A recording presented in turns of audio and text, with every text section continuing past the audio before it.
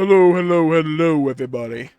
It's your boy, Jmulls of Jmulls Gaming, here today, to talk about what the Xenoblade Chronicles 3 got right. What did it do well? What did it succeed in doing it? I like how Lance is so tall, I can't even do this camera angle for him. That's funny. Same with Ty, honestly. It's like this camera angle was designed for her. And Mio. Kind of like Noah, but it's a little low for him.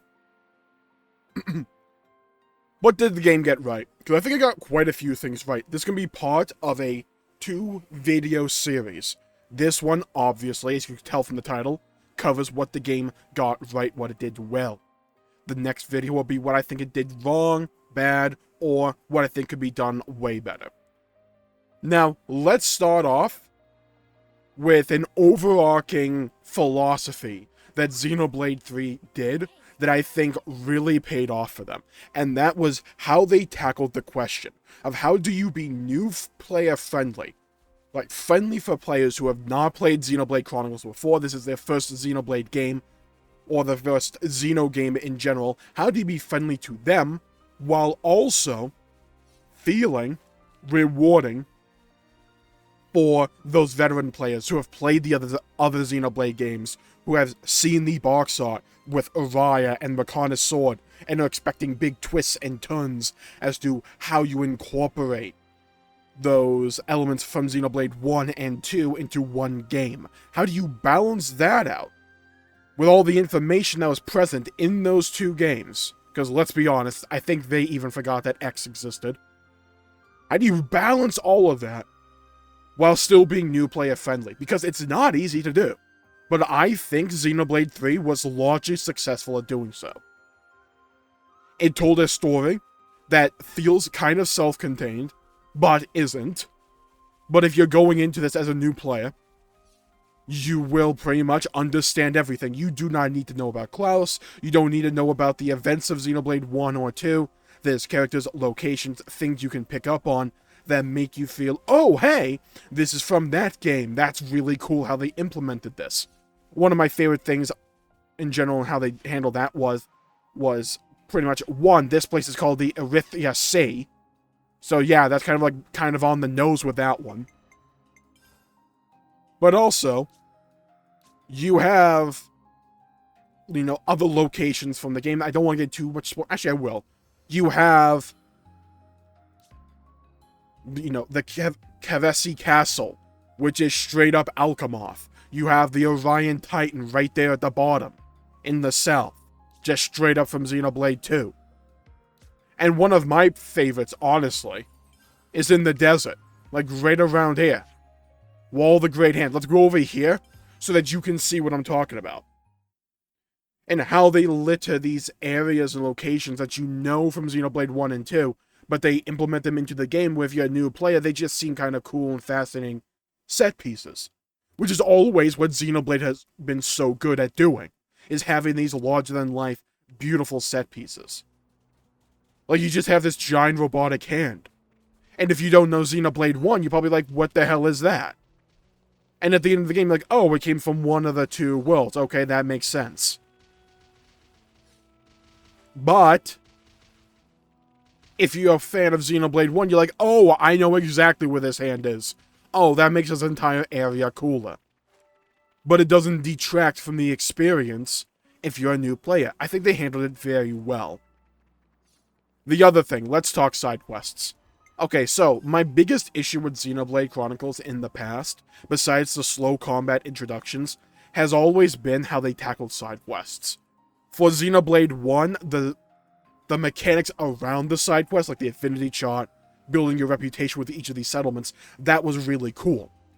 But the actual substance of those side quests, 90% of the time, was just basic kill quests, basic gather quests, or just talk to an NPC. They're very basic, formulaic, and overall kind of lame in my opinion, a lot of the time.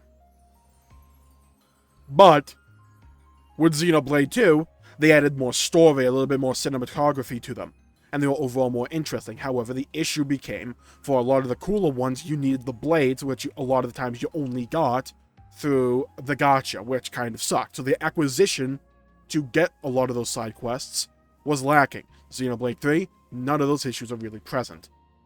You have these side quests that give you more information about these locales, about these characters, that develop the world, that feel rewarding to do most of the time, that have pretty decent mechanics to them, like nothing stellar, but because of how they implement story in them, they feel rewarding.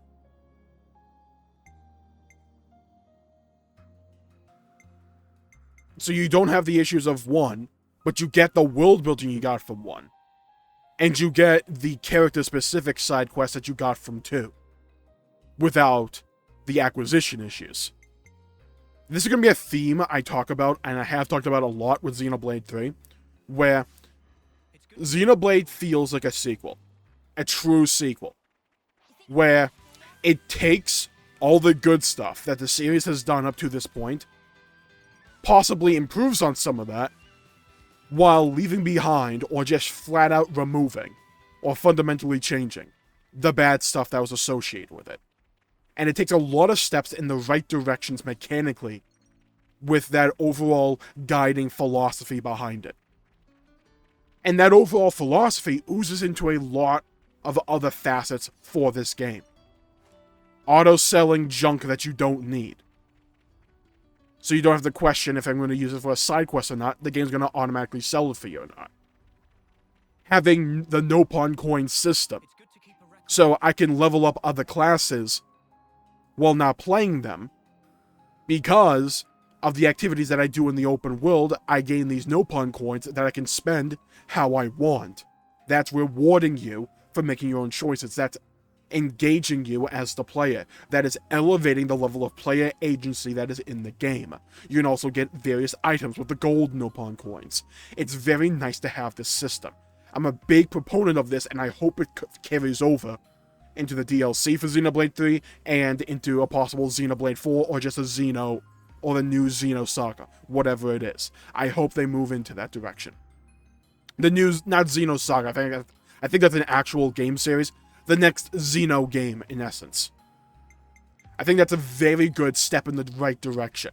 Exploring the open world with these various skills that you get, where you don't feel like you have to have certain blades from Xenoblade 2, which again are mostly come by gacha rolls. So you get these navigational skills like walking up sandy slopes, going down various wires and stuff like that, climbing ivy. The ivy one was a bit weak in my opinion because you could do that natively in the other games, but I like that you unlock them through the story.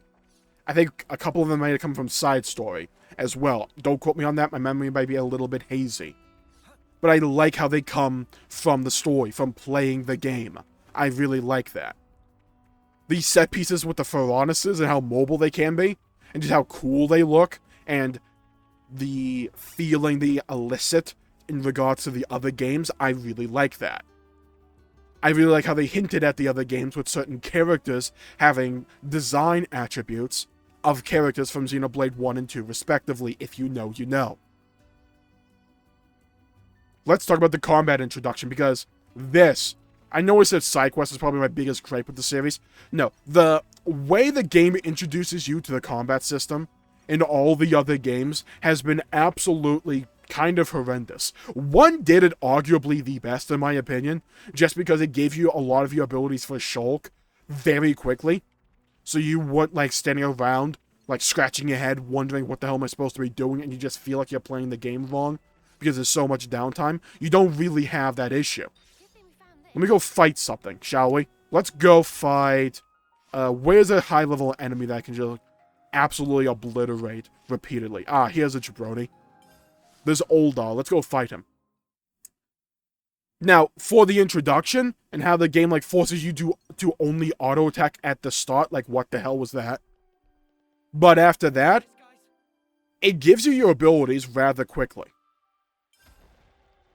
I think it could have probably let you, like, swap party members in combat quicker, but overall, like, by the time you're in Chapter 2, you have most of the stuff to at least have a decently enough engaging experience.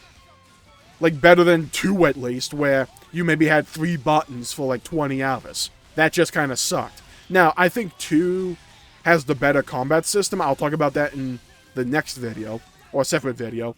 But I think 3 got into its overall gameplay loop rather quickly, but it still managed to constantly add to that overall flow like 2 did. I liked how 2 managed to always almost introduce you to a new mechanic. It kept things fresh over a long period of time. And a lot of times with JRPGs or these very long, not drawn out, but these very long form games, I tend to find the combat gets a little bit less exciting over time, just because I get used to it. But with Xenoblade 3 and 2, for that instance, they introduced multiple mechanics over the course of that experience, almost all the way up to the end. So that just keeps things fresh. Now what 2 did, I think it went overboard and kind of held off too much in that respect. But with 3, they give you the vast majority of the meat and potatoes of the combat system, and just over time added a little bit of variety to it. It gave you new classes to explore, to play around with, which I thought 1 did a very good job of doing, by the way. Because you had the mechanics of the gameplay with 1, but with... completely whiffed that. But with the classes that you got over time, it gave you new combinations to try. It just made the game overall fun and enjoyable. Boomed them. But with 3, it not only introduces you to multiple new mechanics, it gives you more classes to explore and toy around with. It adds to that overall sandbox of ideas that you, the player, can choose to engage with to customize your experience all around. And that kind of goes into what I really like about Xenoblade 3, and I think the game did the best of all the games, and that's the class system. Like, oh my god, is this system a good one? Like, keep this around for the future games. Like, this is a winner. This is such a good winner. And how it constantly varies up the experience. It constantly makes you, while you're out of combat, thinking about the next time you want to be in combat, and how you want to tailor the experience, and what you want to constantly build towards. I really enjoy how they managed to pull this system off. Because there's a good amount of classes here. There genuinely is. Like 7 for a row, 21, 22, 23, 24, 25-ish. And we're getting a couple more at the DLC. Thumbs up for me here. Like, this is really good. This is they unlock 2 more in the post game, like, which were these 2. That's really good in my opinion. And to go alongside the hero system, you had that characterization that the blade system from 2 gave you, but without the gacha mechanics and that RNG, which ruined the acquisition in my opinion. But with 3, they come to you in the form of either main story quests or side quests that you can do, and that you can choose to further pursue to gain even more story for those characters. It builds the world, it builds these characters, it gives a lot of cool story moments.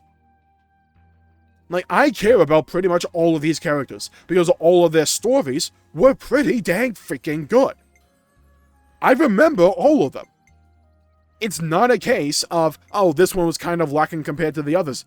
The only one I haven't done yet are these 3. All of these others, there's none that I dislike. Now, granted, I haven't done the Ascension quests to go from 10 to 20 on all of them yet, but the first initial unlock was really good. It was really good. Some of them, probably a good number of these, maybe like half of them, were woven into the main story. So they still had impact to them. And then, like, picking and choosing what you want each character to have, what you want to have available to you at any given time, that was always a fun and interesting choice that I, as the player, could make and choose. Because they put the power in my hands to choose. It was good player agency. I really liked that. You can see how I chose different classes for different characters, or different archetypes for different characters. Like, you can just see here, I got some characters focused on the healers, others focused on the tanks, most of everybody focused on the DPS. But I really liked how this game managed to do that. It's a phenomenal system that I hope carries into the future. And the other thing that they managed to do, that I think was very wise of them, was an easy thing to feel like, is like, oh, they're a hero that's playable, there's no stakes involved here because none of them can die. Some of them die. I'm not going to say who. If you play the game, you know. You know. So it keeps the story fresh while the risks stay high. I really like that. This is a brilliant and genius system, in my opinion. And this goes on the back of the other thing that I think Xenoblade 3 did so much better than the other games. That is customizability. Not only do you have all those classes that you can pick and choose to play, not only do those classes give you master arts at certain levels, so that you can use those specific arts for the other classes, not only can you get in a pool of those master arts, so you have many different loadouts that you can possibly go for with each class, but also each class has 5 abilities. So just within the class abilities, you have multiple different options you can pick. Instead of Bull Rush, I can take Solid Stance. I can take Variable Turret. I can keep Bull Rush, but maybe swap out Crash Out for Variable Turret, while maybe subbing out Uppercut Slash for Solid Stance. And I can do all of this with, and also in tandem, change the Master Arts I have associated with them to do different Fusion Arts. So that when I do those Fusion Arts, I get different effects at the same time. That's cool. That's really nice that you give me, the player, the ability to choose that. Because my lands will feel different to your lands. My lands as a heavy god will feel different to your lands as a heavy god. Because you feel rewarded for the time you put in to each of these characters. You feel rewarded for the choices that you made. And say, hey, I really want my lands to have a good Yumsmith. I can spend my Nopon coins. Like that. And now all of a sudden my lands has a level 10 Yumsmith. I don't get a ton of these, so I can just do that for every class. But to round things out, that is such a brilliant and just overall brilliant design choice that Monolith did here. Like, I absolutely adore what they did with this class system. And how they reward the time and effort and the choices that you made.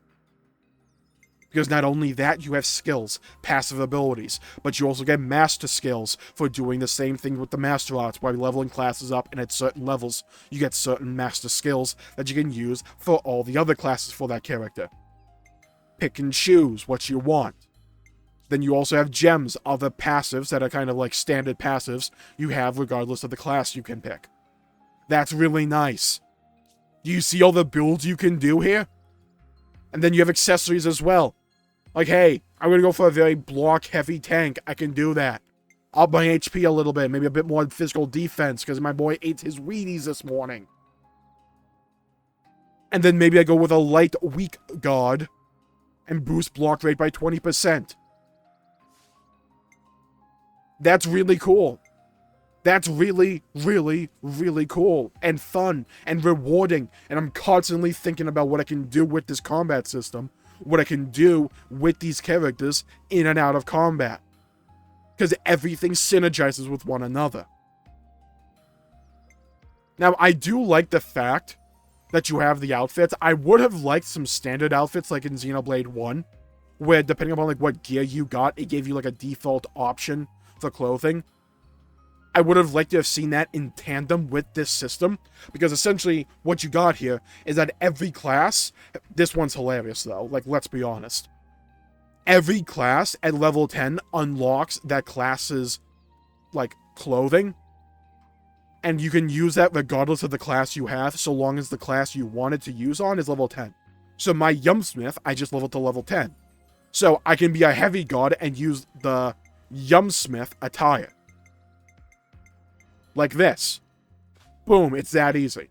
Maybe I want to go to Medic Gunner. Boom, it's that easy. I want to go back to Heavy God. Boom, it's that easy. It's really, really nice. I like that. Because it rewards you not just gameplay, not with just with gameplay elements, but with cosmetic elements. And that's something a lot of modern games kind of play down, is the ability, the power of rewarding cosmetics to the player. I really like this. I really like how this game has done that. The story for most of the game is very interesting. Like, I made an entire video about how I didn't like the ending, so I'm not going to dwell on it here. But the story throughout, those character moments, those cutscenes, those moments that made you care about the characters, that made you care about the world, they're just end of chapter 5, man. It's the end of chapter 5. Like, that stuff was powerful. And because of all these reasons I've mentioned in this video, I'm glad that Xenoblade 3 exists. Because it was truly a wonderful experience, in my opinion. And there's so many steps in the right direction for this series, in my opinion. The class system, the game, overall the gameplay. It was, I like how Lance just sprinted towards the screen. But yeah, that's Xenoblade Chronicles 3. And what I think the game got right. I think it got a hell of a lot right. True, Lance, true. You do the squats, oh yeah, boy. I'm gonna miss Lance when I'm done playing this game, I really am. That time ain't yet, people, that time ain't yet. So, that was what I liked about the game. The next video for Xenoblade 3, unless they, like, drop a trailer on me out of, like, nowhere, will be what I think Xenoblade got wrong, could have do better, or was just bad. So, we'll focus that in the next video. Thank you all for tuning in. My pleasure making the video. Hope you enjoyed the video. And leave a comment down below with your favorite aspect of Xenoblade 3. Did you love the story? Did you love the gameplay? I didn't even talk about the music. Because it's just like kind of standard practice at this point for Xenoblade to have amazing music. But oh my god, the soundtrack for this game is phenomenal. Like, holy crap. It's so good. The battle theme, the main menu theme, that ending song, ugh. The song that played in Chapter 5 again. This song right here. It's so good. The song that plays in Arithia Sea. Oh my god. The visuals are striking and beautiful. What a game, man. What a game. Thank you all for tuning in. Stay safe out there, everybody. And while you're down there leaving your thoughts on Xenoblade 3, make sure to leave a like and subscribe. It really helps the channel out and helps support future content, and I greatly appreciate it. Stay safe out there, everybody. Have a great day. And I'll see you all next time. Bye-bye, everybody.